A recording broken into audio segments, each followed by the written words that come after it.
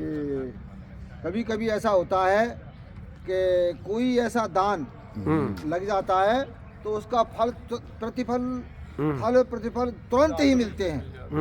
कोई घटना ऐसी घट जाती है उसका ही फल ना मिलता है। तो इसके बारे में मुझे जैसी चर्चा चली तो कहानी याद आई है, मैं आपको बताता हूँ कि एक ब्राह्मण थे, तो वो परिवार में रहते, भिक्षाटन करके लाते, तो कुछ भिक्षा कम मिलती थी। तो उनके एक कन्या पैदा हुई, तो कन्या थोड़ी जब बड़ी हो गई तो उन्होंने कहा, पिताजी आप ऐसा किया करो, आप तो कुछ मत कहा करो, सिर्फ ये कह के भिक्षा मांगो कि या हाथ ले या हाथ दो, या हाथ दो या हाथ ले, बस ये कहा करो और कुछ शब्द मत कहो। तो बस अभी तो वे सवेरे जाएं, या हाथ दो या हाथ ले ये कह के और चारों तरफ घूम आए और बड़ा रोजीना से ज़्यादा माल मिले। कि यार बहुत अच्छी चीज़ है।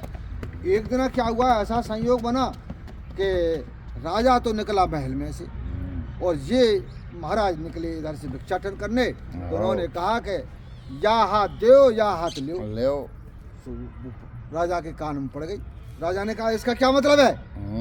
अब चुप, क्योंकि महाराज या को मतलब तो मैं नहीं जानू, लेकिन कल तुम्हें न बता दूंगा। मेरी बच्ची ने कहा, बच्ची से पूछाऊंगा, अच्छा तुम्हारी बच्ची इतनी होशियार है कि हाँ महाराज, भाई ने कही है, तो ठीक है। तो साहब वो दूसरे दिन अब राजा इंतजार कर रहा कि वो पंडित जी आ रहे होंगे। तो पंडित जी से कहा, तो पंडित जी ने कहा कि देखो महाराज, हमारी बच्ची ने ये कहा है कि इस बात का जवाब तुम्हारे लिए अपनी सरहद के पास में दूसरा राजा रहता है नहीं, उसके यहाँ 3 दिन बाद, अच्छा 3 दिन बाद राजकुमार का जन्म होगा, 5:33 पर आप वहाँ पर पहुँचो और इसका जवाब आपको वो दे देंगे, वहाँ मिलेगा। राजा ने कही यार बड़ी तगड़ी बात है, इसकी तो पंजोग करनी चाहिए, ये इंक्वायरी की चीज़ है, इसकी जरूर जांच पड़ताल होनी चाहिए, वास्तव में सही है कि गलत है क्या है। तो राजा साहब सवेरे घुड़सवारी करके चल दो, क्योंकि दूरी जगह थी। तो साहब एक दिन चला, दूसरे दिन चला, तो दूसरे दिन चल रहा, जब रास्ता में चल रहा तो साहब संयोग की बात कि शाम की टाइम बड़ी जोर की बरसात और आंधी अंदर आ।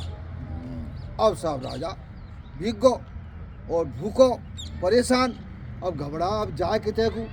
तो देखा, क्या देखा कि जंगल में एक दीपक टिमटिमा रहा था। तो उसने कहा यार यहाँ चलते हैं, यहाँ कोई ना कोई तो है। तो वो साहब बाइक की सूत लगाया, वहाँ पहुँच गए। तो वहाँ देखा तो एक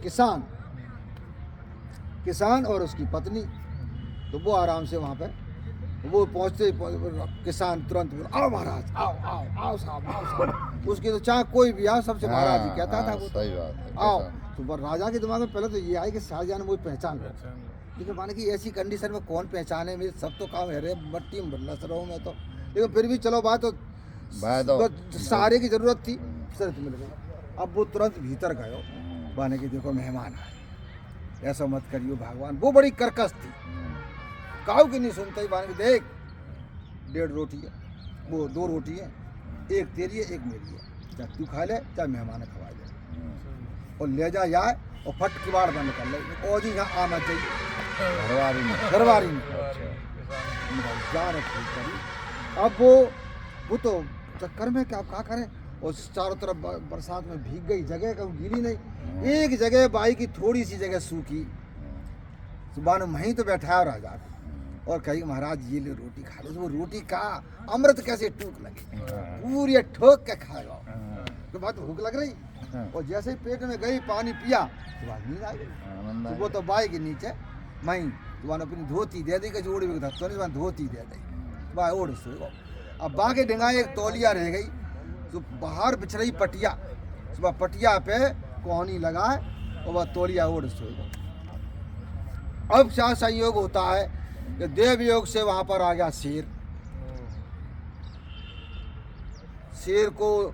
अब चकाचौंध बिजली तो कौंधी रही थी, राजा को नींद आई। जब बादल कड़कड़ आया तो बा ने कहा देखो, शेर ने झपट्टा दिया तो किसान को खत्म कर दिया। और ये अब क्या होता है, बाने की अब तू यहाँ से भगले, ये जगेगी तो तेरे प्राण तो लग जाएगी, या न मारो। तो राजा वहाँ से अपने घोड़ा सवार और साहब चल दिया वहाँ से। वो चला है और चलते ही साहब क्या हुआ, बरसात तेज थी झोपड़ी तो मट्टी की धत्ती, वो भड़बड़ा गिर मरी तो वो बा में दब गई, बहू मरी गई। अब साहब वो राजा के यहाँ पहुँच गए। पहुँचते उन्होंने कहा कि महाराज कैसे आए कैसे आए कैसे आए। खूब आव आदर भगत भाई, गेस्ट रूम में उनको ठहरा दिया गया। फिर महाराज ने शाम को जब वो बादशाह खाना वाना कहाँ से होगा इनको तो बुलाने के बाद में कहा तो महाराज ने कि सुबह आपके 5:33 पर राजकुमार का जन्म होगा। तो मैं उनसे कुछ पूछने के लिए आया। राजा को बड़ी खुशी, यार मेरे संतान नहीं है और ये तो आपने बड़े से समाचार सुनाए। मैं समझ रहा था कन्या हो जाएगी तो बहुत अच्छी बात है, और जब कमर की बात सुनिए तो खुशी कुछ होती है। अब साहब वो तो राजा बड़ा खुश मिलने गया और आव आदर में 4 चांद लग गए और राजा बड़े आराम से। तो सवेरे टाइम होता है तो बाबू नींद कौन को आवे तो वो साहब जल्दी निमट में चलो गए, माने कि बाहर फ्रेश हो जाऊँगा और न घूम भी आऊँगा। तो अब वो जैसे लेटन कर रहा नहीं, तो लेटन करते करते माने क्या देखा कि एक सूरी भी आ रही, सुअरिया। तो माने 7 बच्चे तो डाल दिए और 8वां बच्चा लटक रहा और वो ची ची करे और वो ची ची करे, वो निकले नहीं।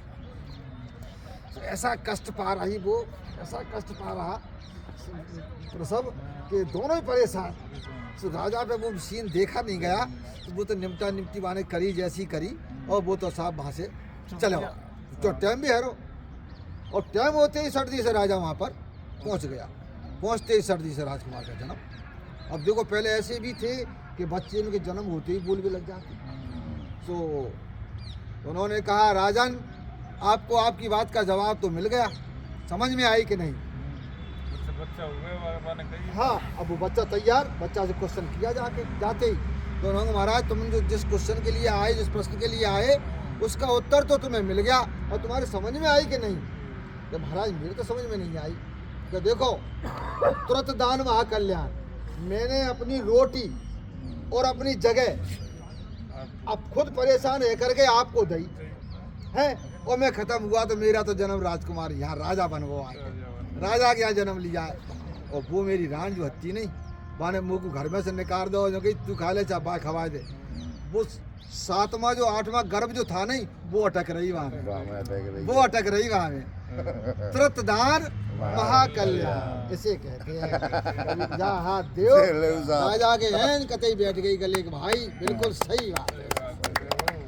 बोल बजरंग बली की जय।